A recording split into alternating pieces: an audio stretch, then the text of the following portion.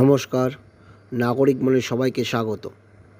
Operation সিন্দুর মূলত হয়েছিল 22 April পেহেলগাঁয়ে 26 জন ভারতীয়কে জঙ্গিরা যে নৃশংসভাবে খুন করেছিল তার প্রত্যাঘাত।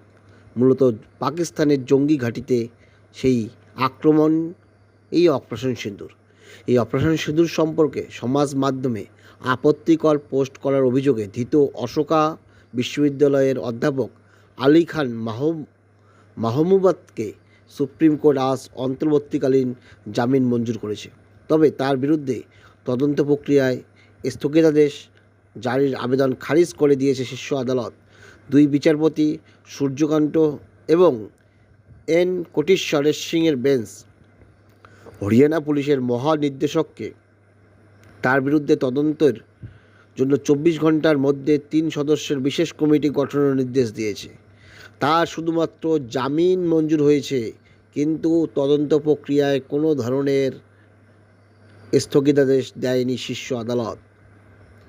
অপারেশন সিঁদুর নিয়ে অশোকা ইউনিভার্সিটির অধ্যাপক আলী খান মাহমুদাতকে তার আপত্তিকর কথার জন্য তার এই অভিযোগ হয়েছিল, তাকে গ্রেপ্তার করেছিল, কিন্তু তার জামিন মঞ্জুর করেছে, কিন্তু তদন্তে কোনো ধরনের ছাড় দেওয়া হয়নি। ধন্যবাদ।